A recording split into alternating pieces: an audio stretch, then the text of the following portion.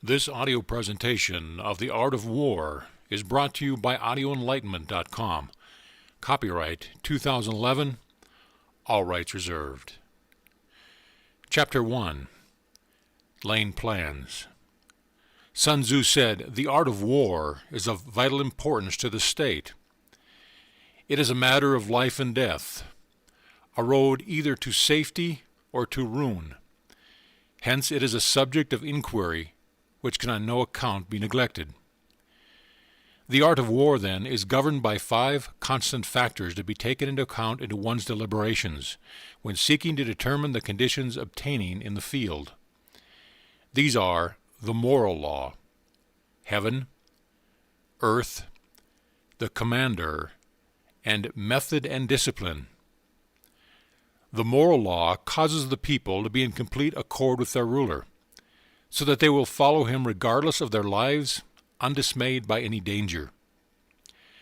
Heaven signifies night and day, cold and heat, times and season. Earth comprises distances, great and small, danger and security, open ground and narrow passes, the chances of life and death. The commander stands for virtues of wisdom, sincerely, benevolence, courage, and strictness. By method and discipline are to be understood the marshalling of the army in its proper subdivisions, the graduations of rank among the officers, the maintenance of roads of which supplies may reach the army, and the control of military expenditure. These 5 heads should be familiar to every general. He who knows them will be victorious. He who knows them not will fail. Therefore, in your deliberations, when seeking to determine the military conditions, let them be made the basis of a comparison in this wise. Which of the 2 sovereigns is imbued with the moral law? Which of the 2 generals has most ability? With whom lie the advantages derived from heaven and earth? On which side is discipline most rigorously enforced? Which army is stronger? On which side are officers and men more highly trained? In which army is there the greater constancy both in reward and punishment? By means of these 7 considerations I can forecast victory or defeat. The general that hearkens to my counsel and acts upon it will conquer. Let such a one be retained in command. The general that hearkens not to my counsel nor acts upon it will suffer defeat. Let such a one be dismissed. While heeding the profit of my counsel, avail yourself also of any helpful circumstances over and beyond the ordinary rules. According as circumstances are favorable, one should modify one's plans. All warfare is based on deception. Hence, when able to attack, we must seem unable. When using our forces, we must seem inactive. When we are near, we must make the enemy believe we are far away. When far away, we must make him believe we are near. Hold out baits to entice the enemy. Feign disorder and crush him. If he is secure at all points, be prepared for him. If he is in superior strength, evade him. If your opponent is of choleric temper, seek to irritate him. Pretend to be weak that he may grow arrogant. If he is taking his ease, give him no rest. If his forces are united, separate them. Attack him where he is unprepared. Appear where you are not expected. These military devices leading to victory must not be divulged beforehand.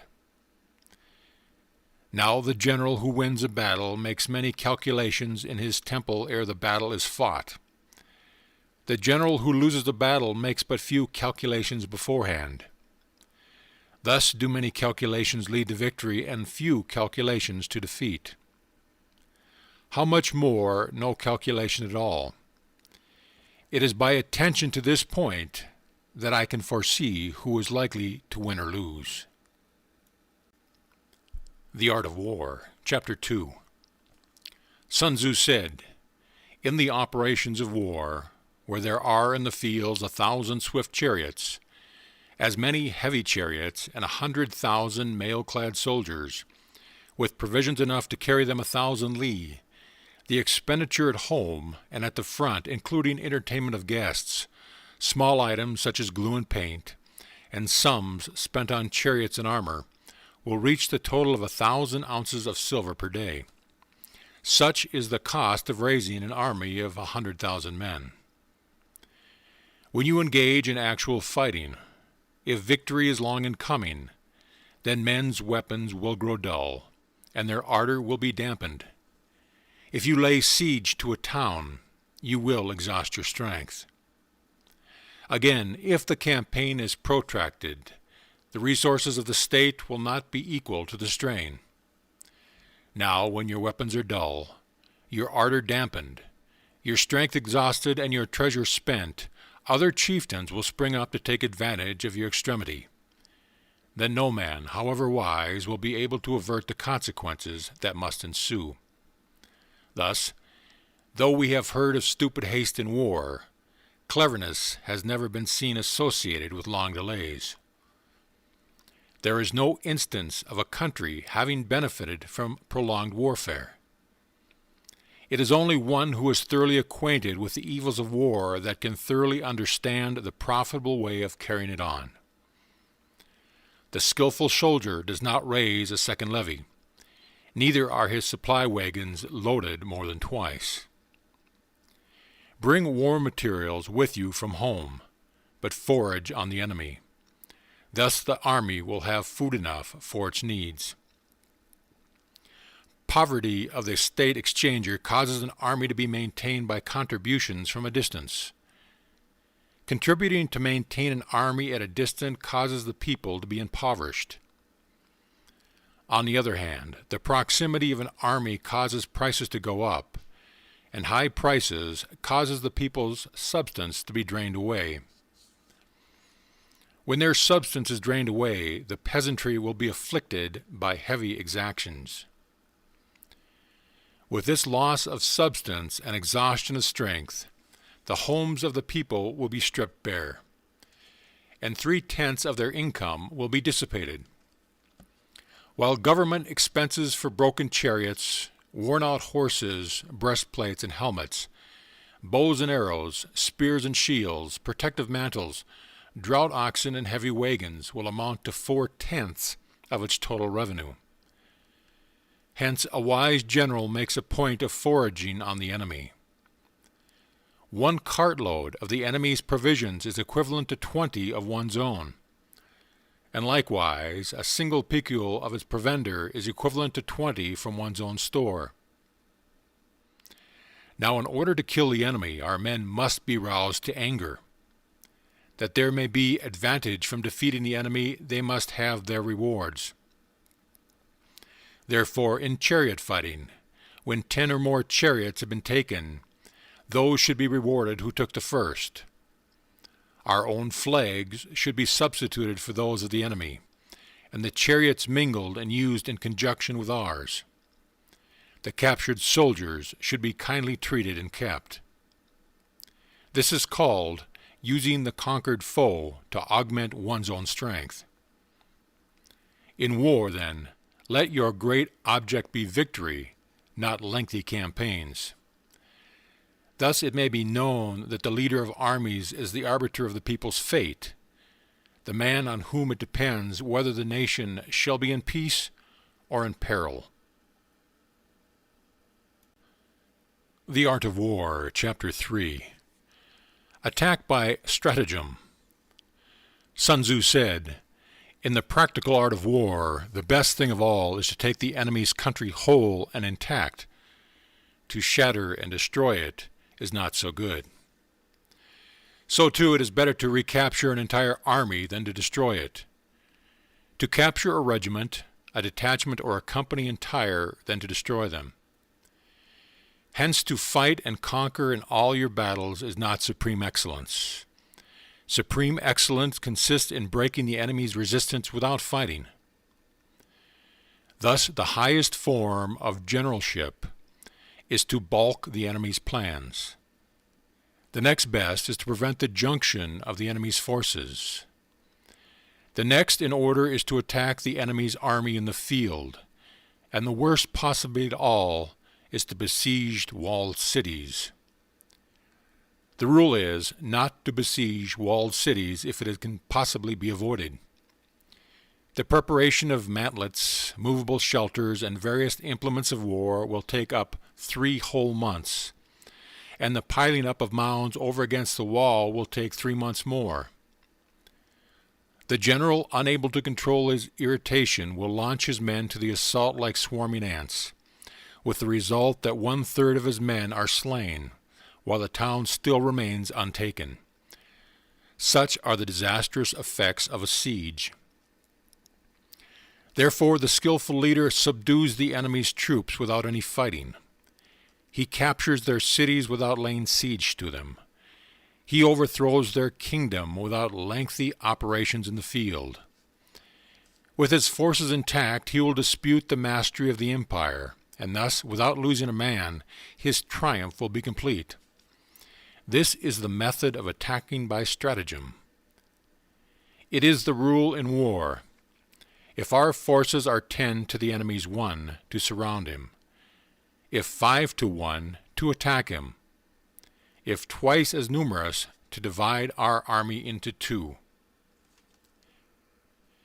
If equally matched, we can offer battle. If slightly inferior numbers, we can avoid the enemy. If quite unequal in every way, we can flee from him. Hence, though an obstinate fight may be made by a small force, in the end it must be captured by the larger force. Now the general is the bulwark of the state. If the bulwark is complete at all points, the state will be strong. If the bulwark is defective, the state will be weak. There are 3 ways in which a ruler can bring misfortune upon his army. By commanding the army to advance or to retreat, being ignorant of the fact that it cannot obey. This is called hobbling the army. By attempting to govern an army in the same way as he administrates a kingdom, being ignorant of the conditions which obtain in an army. This causes restlessness in the soldier's mind. By employing the officers of his army without discrimination, through ignorance of the military principles of adaptation to circumstances, this shakes the confidence of the soldiers. But when the army is restless and distrustful, trouble is sure to come from the other feudal princes. This is simply bringing anarchy into the army and flinging victory away. Thus, we may know that there are 5 essentials for victory. He will win who knows when to fight and when not to fight. He will win who knows how to handle both superior and inferior forces. He will win whose army is animated by the same spirit throughout all its ranks.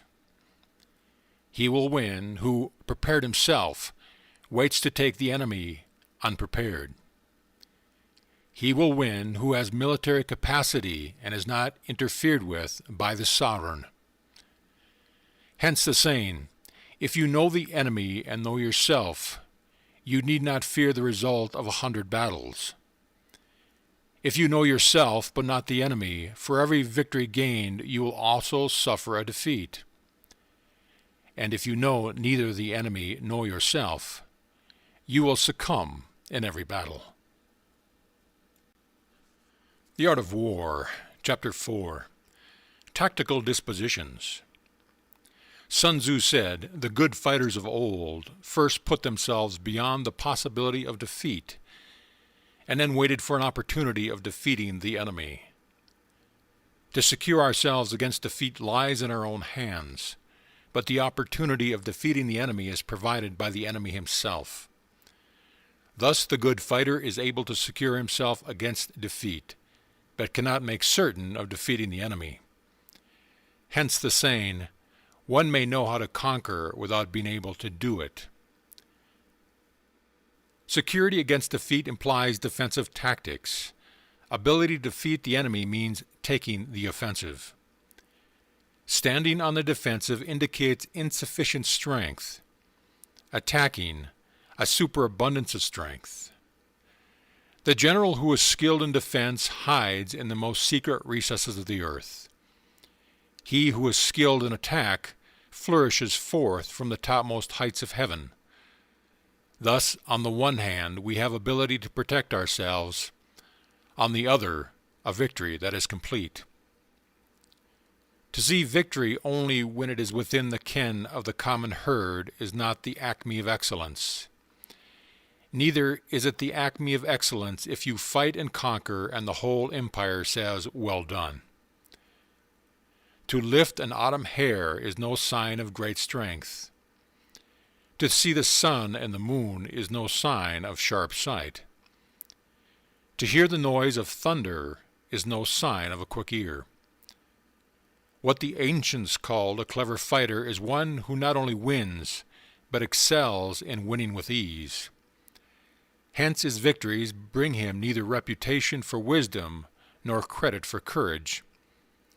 He wins his battles by making no mistakes. Making no mistakes is what establishes the certainty of victory, for it means conquering an enemy that is already defeated. Hence, the skillful fighter puts himself into a position which makes defeat impossible, and does not miss the moment for defeating the enemy.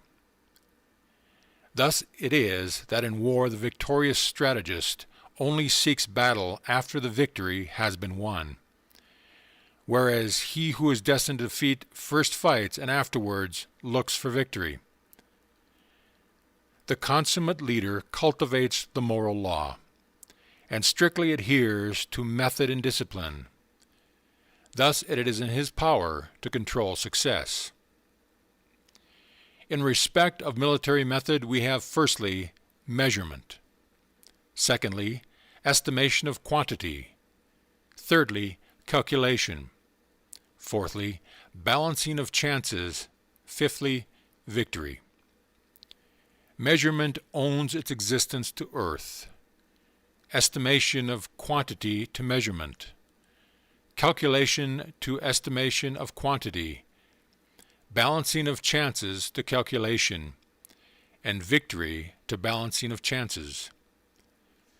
A victorious army opposed to a routed one is as a pound's weighted placed in a scale against a single grain. The onrush of a conquering force is like the bursting of pent-up waters into a chasm 1,000 fathoms deep. The Art of War, Chapter 5, Energy. Sun Tzu said, "The control of a large force is the same principle as the control of a few men. It is merely a question of dividing up their numbers." Fighting with a large army under your command is nowhere different from fighting with a small one. It is merely a question of instituting signs and signals. To ensure that your whole host may withstand the brunt of an enemy's attack and remain unshaken, this is effected by maneuvers direct and indirect.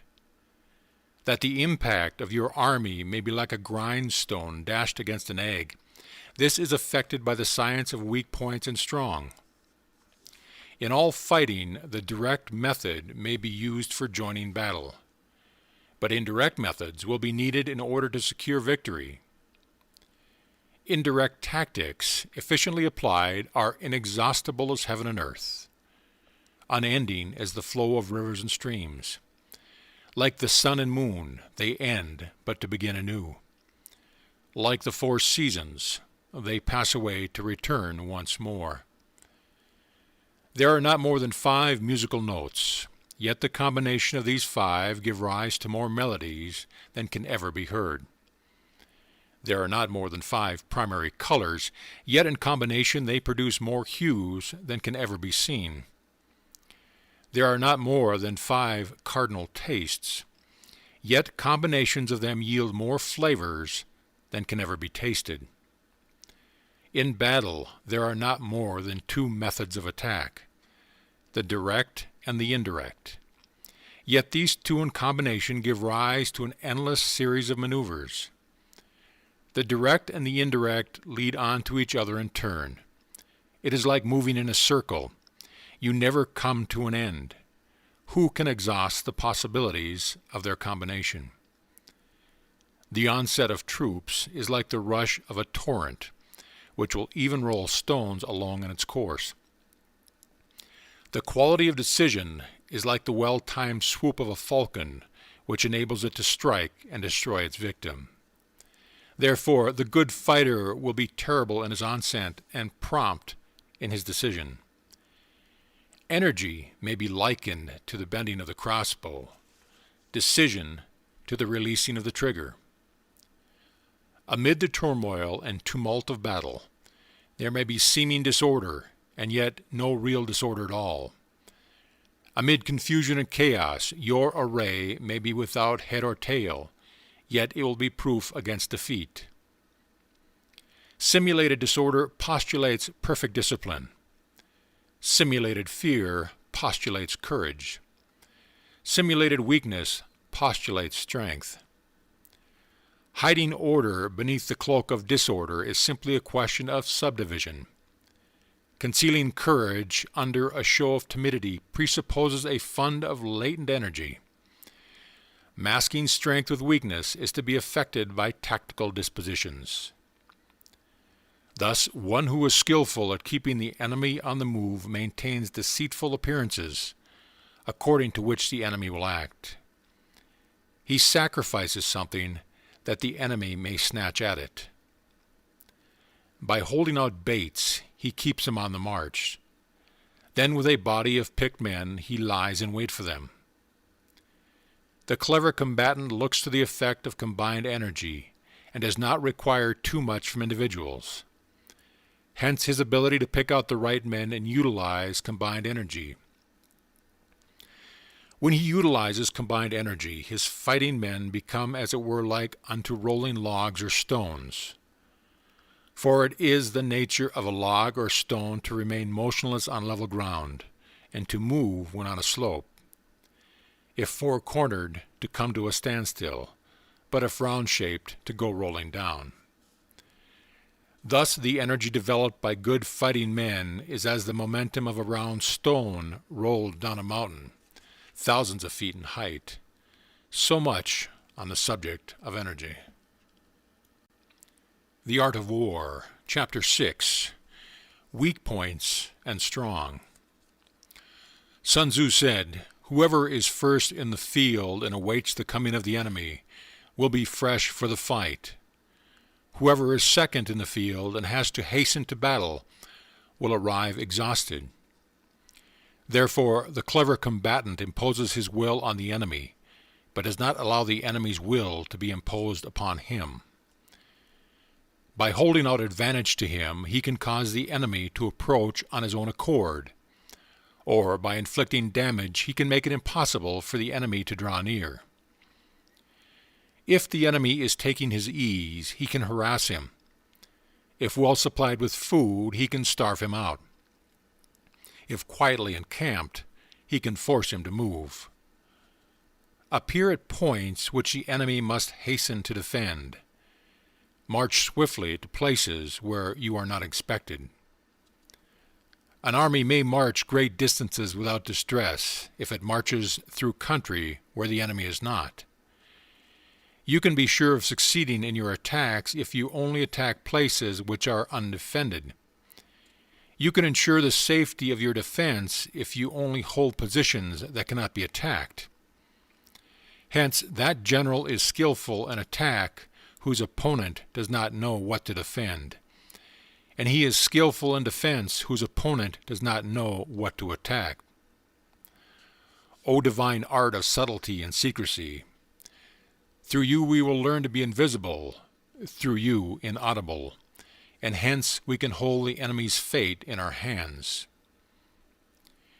You may advance and be absolutely irresistible if you make for the enemy's weak points. You may retire and be safe from pursuit if your movements are more rapid than those of the enemy.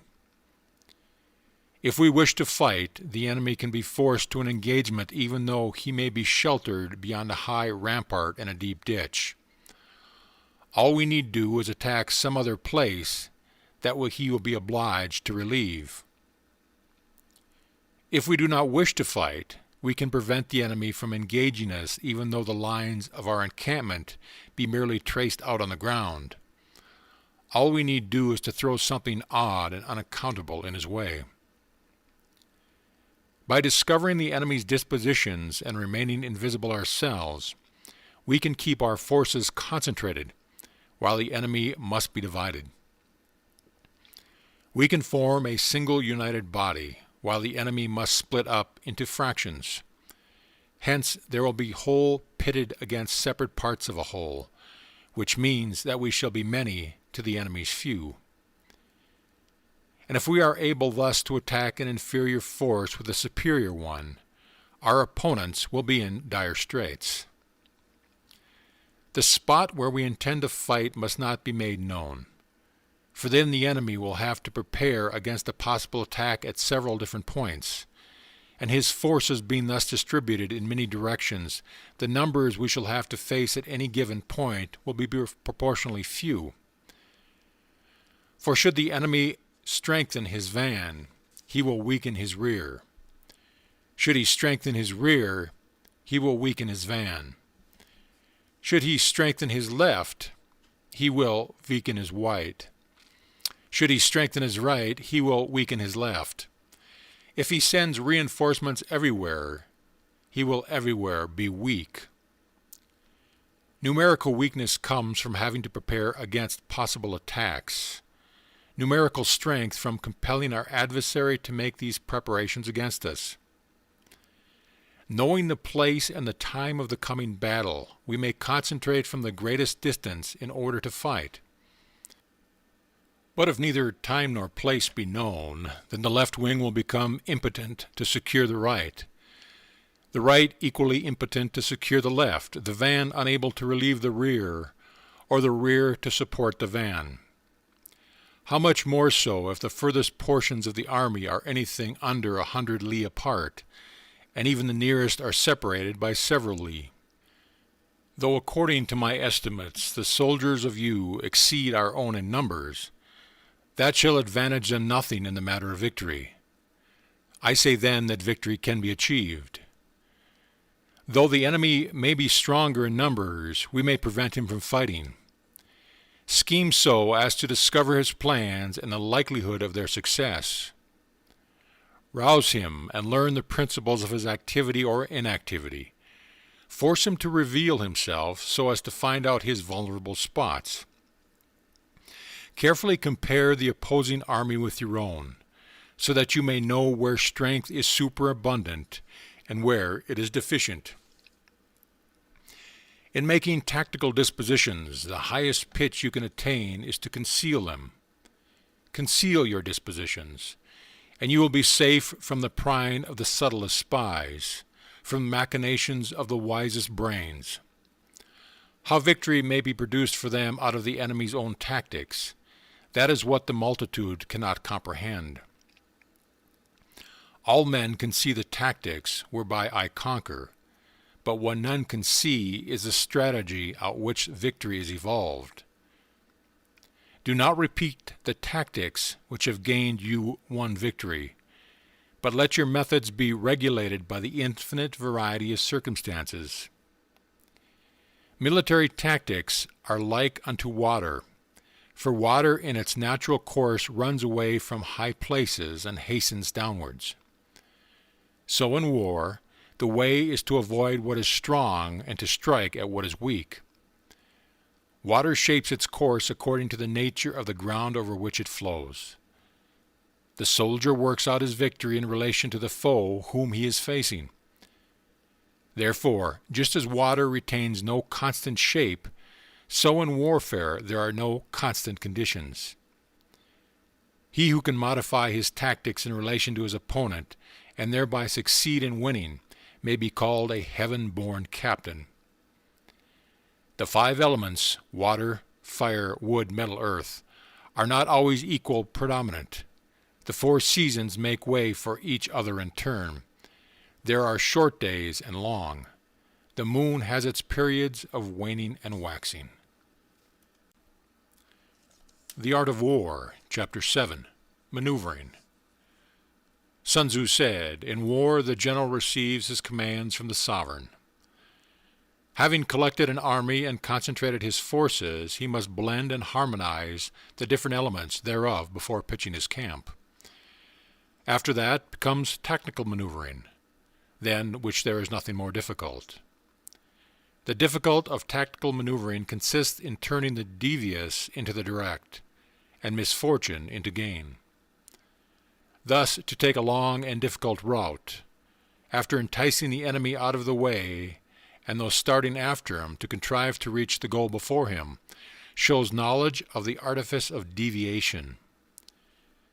Maneuvering with an army is advantageous, with an undisciplined multitude most dangerous.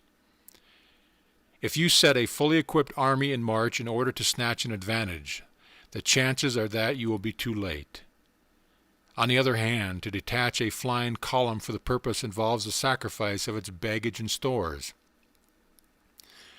Thus, if you order your men to roll up their buff coats and make forced marches without halting day or night, covering double the usual distance at a stretch, doing 100 li in order to wrest an advantage, the leaders of all 3 divisions will fall into the hands of the enemy. The stronger men will be in front, the jaded ones will find behind, and on this plan only 1/10 of your army will reach its destination. If you march 50 li in order to outmaneuver the enemy, you will lose the leader of your first division, and only half your force will reach the goal. If you march 30 li with the same object, 2/3 of your army will arrive. We may take it then that any army without its baggage train is lost. Without provisions it is lost. Without bases of supply it is lost. We cannot enter into alliances until we are acquainted with the designs of our neighbors. We are not fit to lead an army on the march unless we are familiar with the face of the country, its mountains and forests, its pitfalls and precipices, its marshes and swamps. We shall be unable to turn natural advantages to account unless we make use of local guides. In war, practice dissimulation, and you will succeed. Whether to concentrate or divide your troops must be decided by circumstances. Let your rapidity be that of the wind, your compactness that of the forest. In raiding and plundering, be like fire, is immovability like a mountain. Let your plans be dark and impenetrable as night, and when you move, fall like a thunderbolt. When you plunder a countryside, let the spoil be divided amongst your men. When you capture new territory, cut it up into allotments for the benefit of the soldiery. Ponder and deliberate before you make a move. He will conquer who has learned the artifice of deviation. Such is the art of maneuvering. The Book of Army Management says, "On the field of battle, the spoken word does not carry far enough. Hence the institution of gongs and drums. Nor can ordinary objects be seen clearly enough. Hence the institution of banners and flags." Gongs and drums, banners and flags are means whereby the ears and eyes of the host may be focused on one particular point. The host thus forming a single united body. Is it impossible either for the brave to advance alone or for the cowardly to retreat alone? This is the art of handling large masses of men. In night fighting, then, make much use of signal fires and drums, and in fighting by day of flags and banners, as a means of influencing the ears and eyes of your army. A whole army may be robbed of its spirit. A commander-in-chief may be robbed of his presence of mind. Now a soldier's spirit is keenest in the morning. By noonday it has begun to flag, and in the evening his mind is bent only on returning to camp. A clever general, therefore, avoids an army when its spirit's keen, but attacks it when it's sluggish and inclined to return. That is the art of studying moods. Disciplined and calm, to await the appearance of disorder and hubbub amongst the enemy. This is the art of retaining self-possession. To be near the goal while the enemy is still far from it. To wait at ease while the enemy is toiling and struggling. To be well fed while the enemy is famished. This is the art of husbanding one's strength. To refrain from intercepting an enemy whose banners are in perfect order. To refrain from attacking an army drawn up in calm and confident array. This is the art of studying circumstances. It is a military axiom not to advance uphill against the enemy, nor to oppose him when he comes downhill. Do not pursue an enemy who simulates flight. Do not attack soldiers whose temper is keen. Do not swallow bait offered by the enemy. Do not interfere with an army that is returning home. When you surround an army, leave an outlet free. Do not press a desperate foe too hard. Such is the art of warfare. The Art of War, Chapter 8. Variations in Tactics. Sun Tzu said, in war, the general receives his commands from the sovereign, collects his army, and concentrates his force. When in difficult country, do not encamp. In country where high roads intersect, join hands with your allies. Do not linger in dangerously isolated positions. In hemmed-in situations, you must resort to stratagem. In desperate position, you must fight. There are roads which must not be followed, armies which must not be attacked, towns which must not be besieged, positions which must not be contested, commands of the sovereign which must not be obeyed. The general who thoroughly understands the advantages that accompany variations of tactics knows how to handle his troops. The general who does not understand these may well be acquainted with the configuration of the country, yet he will not be able to turn his knowledge to practical account. So the student of war who is unversed in the art of war of varying his plans, even though he may be acquainted with the 5 advantages, will fail to make the best use of his men. Hence, in the wise leader's plans, considerations of advantage and disadvantage will be blended together. If our expectation of advantage be tempered in this way, we may succeed in accomplishing the essential part of our schemes.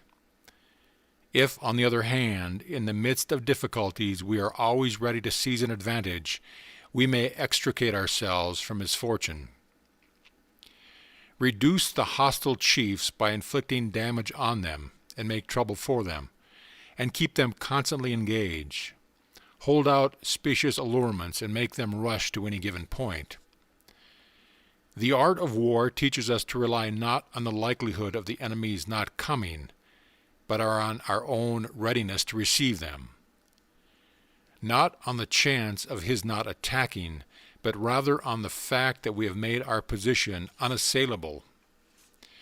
There are 5 dangerous faults which may affect a general. Recklessness, which leads to destruction. Cowardice, which leads to capture. A hasty temper, which can be provoked by insults. A delicacy of honor, which is sensitive to shame. Over-solicitude for his men, which exposes him to worry and trouble. These are the 5 besetting signs of a general ruinous to the conduit of war.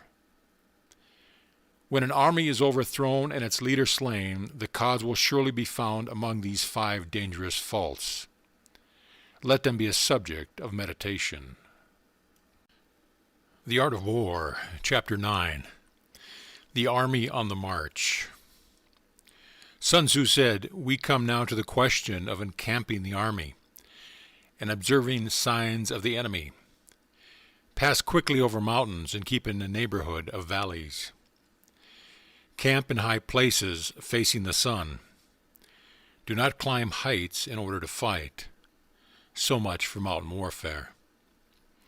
After crossing a river, you should get far away from it. When an invading force crosses a river in its onward march, do not advance to meet it midstream. It will be best to let half the army get across and then deliver your attack. If you are anxious to fight, you should not go to meet the invader near a river which he has to cross. Moor your craft higher up than the enemy, and facing the sun. Do not move upstream to meet the enemy. So much for river warfare. In crossing salt marshes, your sole concern should be to get over them quickly, without any delay. If forced to fight in a salt marsh, you should have water and grass near you, and get your back to a clump of trees. So much for operations in salt marshes. In dry, level country, take up an easy, accessible position with rising ground to your right and on your rear, so that the danger may be in front and safety lie behind. So much for campaigning in flat country. These are the 4 useful branches of military knowledge which enabled the Yellow Emperor to vanquish 4 several sovereigns. All armies prefer high ground to low, and sunny places to dark. If you are careful of your men and camp on hard ground, the army will be free from disease of every kind, and this will spell victory. When you come to a hill or a bank, occupy the sunny side, with the slope on your right rear. Thus you will at once act for the benefit of your soldiers and utilize the natural advantages of the ground. When, in consequence of heavy rains up country, a river which you wish to ford is swollen and flecked with foam, you must wait until it subsides. A country in which there are precipitous cliffs with torrents running between, deep natural hollows, confined spaces, tangled thickets, quagmires, and crevices, should be left with all possible speed and not approached. While we keep away from such places, we should get the enemy to approach them. While we face them, we should let the enemy have them on his rear. If in the neighborhood of your camp there should be any hilly country, ponds surrounded by aquatic grass, hollow basins filled with reeds, or woods with thick undergrowth, they must be carefully routed out and searched, for these are places where men in ambush or insidious spies are likely to be lurking. When the enemy is close at hand and remains quiet, he is relying on the natural strength of his position. When he keeps aloof and tries to provoke a battle, he is anxious for the other side to advance. If his place of encampment is easy of access, he is tendering a bait. Movement among the trees of a forest shows that the enemy is advancing. The appearance of a number of screens in the midst of thick grass means that the enemy wants to make us suspicious. The rising of birds in their flight is the sign of an ambush. Startled beasts indicate that a sudden attack is coming. When there is dust rising in a high column, it is a sign of chariots advancing. When the dust is low but spread over a wide area, it betokens the approach of infantry. When it branches out in different directions, it shows that parties have been sent to collect firewood. A few clouds of dust moving to and fro signify that the army is encamping. Humble words and increased preparations are sign that the enemy is about to advance. Violent language and driving forward as if to attack are signs that he will retreat. When the light chariots come out first and take up a position on the wings, it is a sign that the enemy is forming for battle. Peace proposals unaccompanied by a sworn covenant indicate a plot.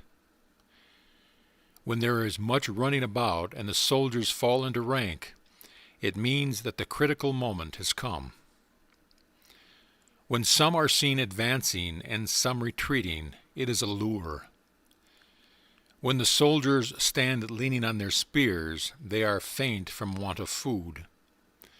If those who are sent to draw water begin by drinking themselves, the army is suffering from thirst.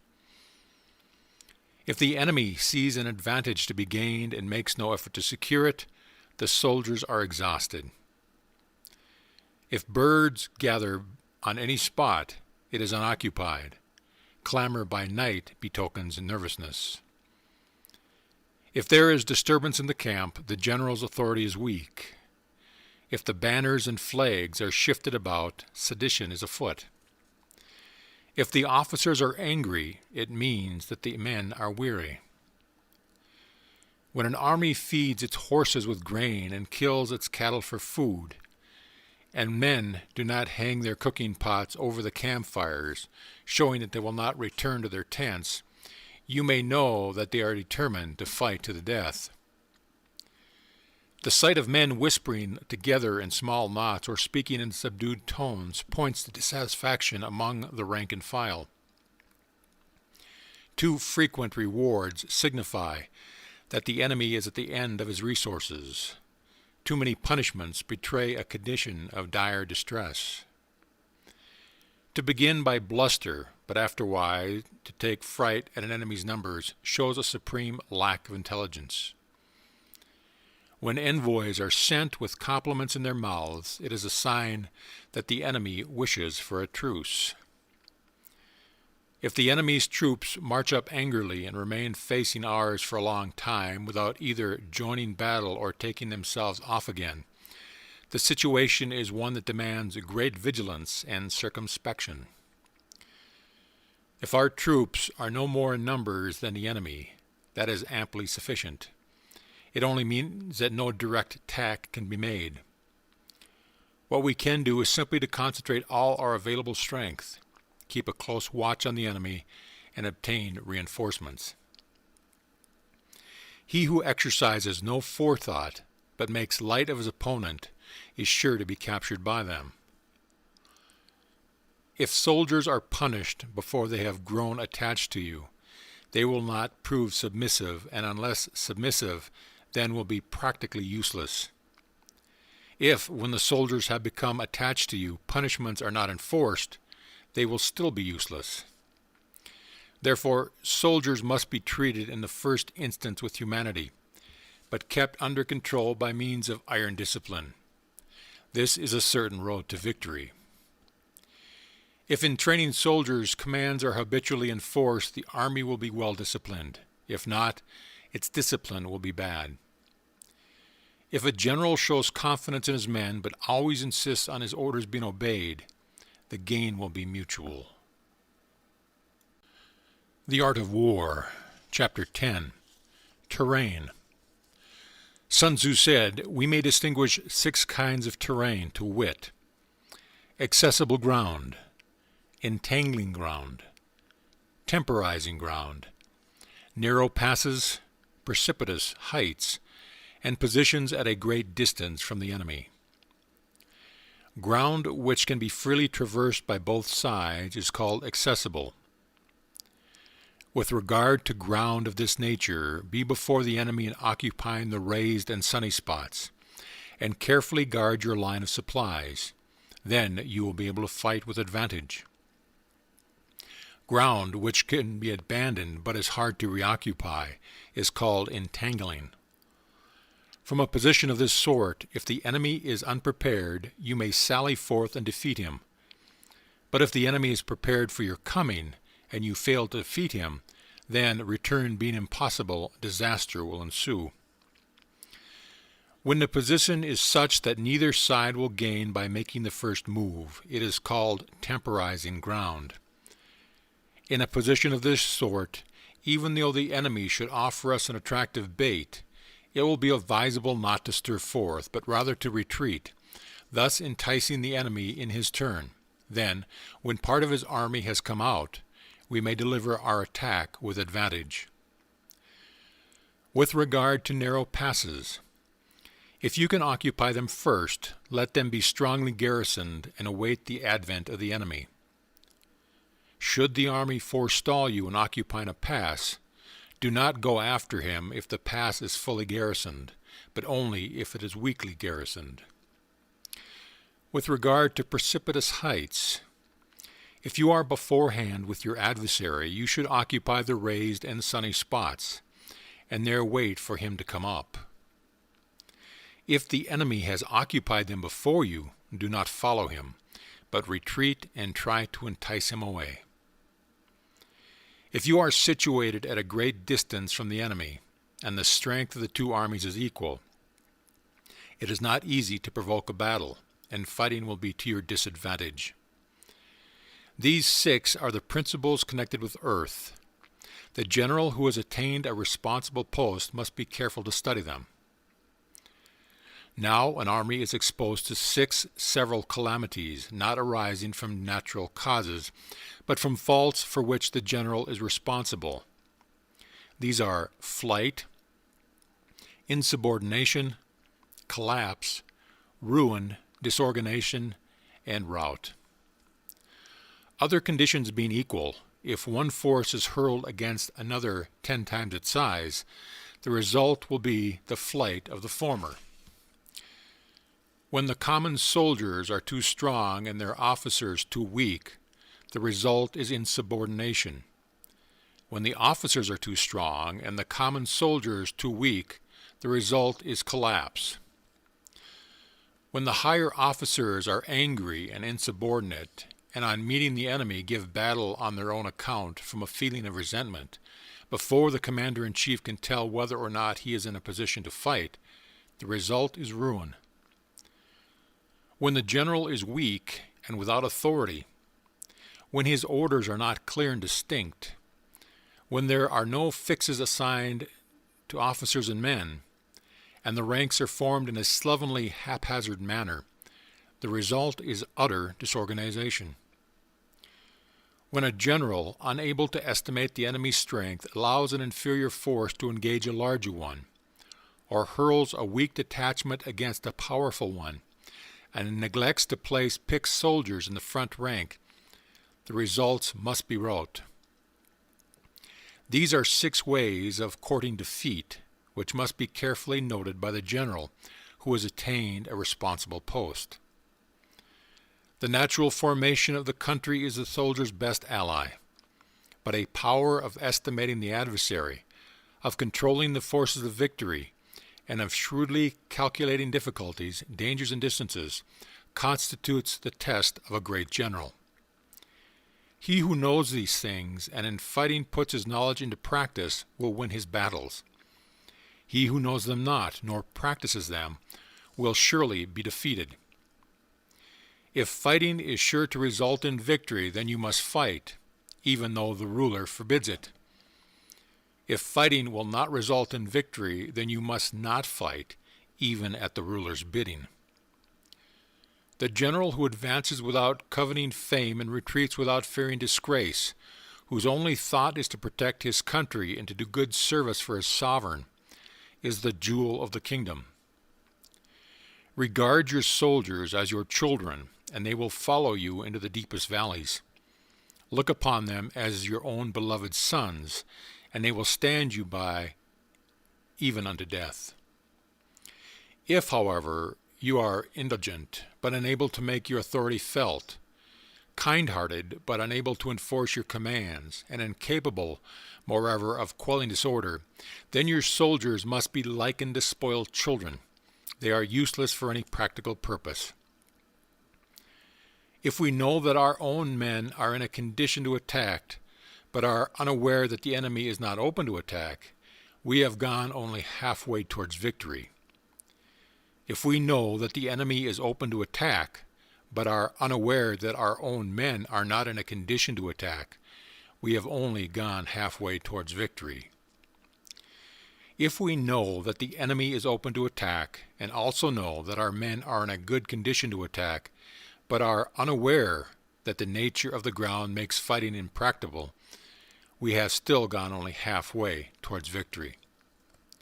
Hence, the experienced soldier, once in motion, is never bewildered. Once he has broken camp, he is never at loss. Hence the saying, If you know the enemy and know yourself, your victory will not stand in doubt. If you know heaven and earth, you may make your victory complete. The Art of War, Chapter 11. The 9 Situations. Sun Tzu said, "The art of war recognizes 9 varieties of ground: dispersive ground, facile ground, contentious ground, open ground, ground of intersecting highways, serious ground, difficult ground, hemmed-in ground, and desperate ground." When a chieftain is fighting in his own territory, it is dispersive ground. When he has penetrated into hostile territory, but to no great distance, it is facile ground. Ground the possession of which imports great advantage to either side is contentious ground. Ground on which each side has liberty of movement is open ground. Ground which forms the key to 3 contiguous states, so that he who occupies it first has most of the empire at his command, is a ground of intersecting highways. When an army has penetrated into the heart of a hostile country, leaving a number of fortified cities in its rear, it is serious ground. Mountain forests, rugged steeps, marshes and fens, all country that is hard to traverse, this is difficult ground. Ground which is reached through narrow gorges, and from which we can only retire by tortuous paths, so that a small number of the enemy would suffice to crush a large body of our men, this is hemmed-in ground. Ground on which we can only be saved from destruction by fighting without delay is desperate ground. On dispersive ground, therefore, fight not. On facile ground, halt not. On contentious ground, attack not. On open ground, do not try to block the enemy's way. On the ground of intersecting highways, join hands with your allies. On serious ground, gather in plunder. In difficult ground, keep steadily on the march. On hemmed-in ground, resort to stratagem. On desperate ground, fight. Those who were called skillful leaders of old knew how to drive a wedge between the enemy's front and rear, to prevent cooperation between his large and small divisions, to hinder the good troops from rescuing the bad, the officers from rallying their men. When the enemy's men were united, they managed to keep them in disorder. When it was to their advantage, they made a forward move. When otherwise, they stopped still. If asked how to cope with a great host of the enemy in orderly array and on a point of marching to the attack, I should say, begin by seizing something which your opponent holds dear. Then he will be amenable to your will. Rapidity is the essence of war. Take advantage of the enemy's unreadiness. Make your way by unexpected routes and attack unguarded spots. The following are the principles to be observed by an invader force. The further you penetrate into a country, the greater will be the solidarity of your troops, and thus the defenders will not prevail against you. Make forays in fertile country in order to supply your army with food. Carefully study the well-being of your men, and do not overtax them. Concentrate your energy and hoard your strength. Keep your army continually on the move and devise unfathomable plans. Throw your soldiers into positions whence there is no escape, and they will prefer death to flight. If they will face death, there is nothing they may not achieve. Officers and men alike will put forth their utmost strength. Soldiers, when in desperate straits, lose the sense of fear. If there is no place of refuge, they will stand firm. If they are in hostile country, they will show a stubborn front. If there is no help for it, they will fight hard. Thus, Without waiting to be marshaled, the soldiers will be constantly on the queue without waiting to be asked. They will do your will without restrictions. They will be faithful without giving orders. They can be trusted. Prohibit the taking of omens and do away with superstitious doubts. Then, until death itself comes, no calamity need be feared. If our soldiers are not overburdened with money, it is not because they have a distaste for riches. If their lives are not unduly long, it is because they are disinclined to longevity. On the day they are ordered out to battle, your soldiers may weep, those sitting up bedewing their garments, and those lying down letting the tears run down their cheeks. But let them once be brought to bay, and they will display the courage of a Chu or a Q. The skillful tactician may be likened to the Shuajun. Now the Shuajun is the snake that is found in the Chuang Mountains. Strike at its head and you will be attacked by its tail. Strike at its tail and you will be attacked by its head. Strike at its middle and you will be attacked by head and tail both. Asked if an army can be made to imitate the Shuijun, I should answer yes. For the men of Wu and the men of Yu are enemies.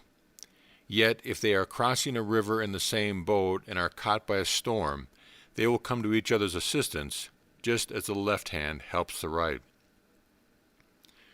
Hence, it is not enough to put one's trust in the tethering of horses and the burying of chariot wheels in the ground.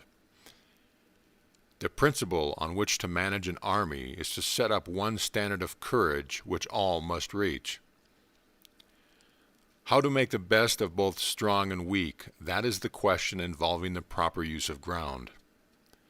Thus, the skillful general conducts his army just as though he were leading a single man, willy-nilly by the hand. It is the business of a general to be quiet and thus ensure secrecy, upright and just, and thus maintain order. He must be able to mystify his officers and men by false reports and appearance, and thus keep them in total ignorance. By altering his arrangements and changing his plans, he keeps the enemy without definite knowledge. By shifting his camp and taking circuitous routes, he prevents the enemy from anticipating his purpose. At the critical moment, the leader of an army acts like one who has climbed up a height and then kicks away the ladder behind him. He carries his men deep into hostile territory before he shows his hand. He burns his boats and breaks his cooking pots. Like a shepherd driving a flock of sheep, he drives his men this way and that, and nothing knows whither he is going. To muster his host and bring it into danger, this may be termed the business of the general. The different measures suited to the 9 varieties of ground, the expediency of aggressive or defensive tactics, and the fundamental laws of human nature, these are things that must most certainly be studied. When invading hostile territory, the general principle is that penetrating deeply brings cohesion. Penetrating but a short way means dispersion. When you leave your own country behind and take your army across neighborhood territory, you find yourself on critical ground. When there are means of communication on all 4 sides, the ground is one of intersecting highways. When you penetrate deeply into a country, it is serious ground. When you penetrate but a little way, it is facile ground. When you have the enemy's strongholds on your rear and narrow passes in front, it is hemmed-in ground. When there is no place of refuge at all, it is desperate ground. Therefore, on dispersive ground, I would inspire my men with unity of purpose. On facile ground, I would see that there is close connection between all parts of my army. On contentious ground, I would hurry up my rear. On open ground, I would keep a vigilant eye on my defenses. On ground of intersecting highways, I would consolidate my alliances. On serious ground, I would try to ensure a continuous stream of supplies. On difficult ground, I would keep pushing on along the road. On hemmed-in ground, I would block any way of retreat. On desperate ground, I would proclaim to my soldiers that hopelessness of saving their lives. For it is the soldier's disposition to offer an obstinate resistance when surrendered, to fight hard when he cannot help himself, and to obey promptly when he has fallen into danger. We cannot enter into alliance with neighboring princes until we are acquainted with their designs. We are not fit to lead an army on which the march unless we are familiar with the face of the country, its mountains and forests, its pitfalls and precipices, its marshes and swamps. We shall be unable to turn natural advantages to account unless we have use of local guides. To be ignored of any of the following 4 or 5 principles does not befit a warlike prince. When a warlike prince attacks a powerful state, his generalship shows itself in preventing the concentration of an enemy's forces. He overawes his opponents, and their allies are prevented from joining against him. Hence, he does not strive to ally himself with all and sundry, nor does he foster the power of other states. He carries out his own secret designs, keeping his antagonists in awe. Thus he is able to capture their cities and overthrow their kingdoms. Bestow rewards without regard to rule. Issue orders without regard to previous arrangements, and you will be able to handle a whole army as though you had to do with but a single man. Confront your soldiers with the deed itself. Never let them know your design. When the outlook is bright, bring it before their eyes, but tell them nothing when the situation is gloomy. Place your army in deadly peril, and it will survive. Plunge it into desperate straits, and it will come off in safety. For it is precisely when a force has fallen into harm's way that it is capable of striking a blow of victory. Success in warfare is gained by carefully accompanying ourselves to the enemy's purpose. By persistently hanging on the enemy's flank, we shall succeed in the long run in killing the commander-in-chief. This is called ability to accomplish a thing by sheer cunning. On the day that you take up your command, block the frontier passes, destroy the official tallies, and stop the passages of all emissaries. Be stern in the council chambers so that you may control the situation. If the enemy leaves the door open, you must rush in. Forestall your opponent by seizing what he holds dear and subtly contrive to time his arrival on the ground. Walk in the path defined by rule and accommodate yourself to the enemy until you can fight a decisive battle. At first, then, exhibit the coyness of a maiden until the enemy gives you an opening. Afterwards, emulate the rapidity of a running hare, and it will be too late for the enemy to oppose you. The Art of War, Chapter 12, The Attack by Fire. Sun Tzu said, "There are 5 ways of attacking with fire. The first is to burn soldiers in their camp. The second is to burn stores. The third is to burn baggage trains. The fourth is to burn arsenals and magazines. The fifth is to hurl dropping fire amongst the enemy." In order to carry out an attack, we must have means available. The material for raising fire should always be kept in readiness. There is a proper season for making attacks with fire and special days for starting a conflagration. The proper season is when the weather is very dry. The special days are those when the moon is in the constellation of the sieve, the wall, the wing, or the crossbar, for these 4 are all days of rising wind. In attacking with fire, one should be prepared to meet 5 possible developments. When fire breaks out inside an enemy's camp, respond at once with an attack from without. If there is an outbreak of fire, but the enemy's soldiers remain quiet, bide your time and do not attack. When the force of the flames has reached its height, follow it up with an attack, if that is practical. If not, stay where you are. If it is possible to make an assault with fire from without, do not wait for it to break out within, but deliver your attack at a favorable moment.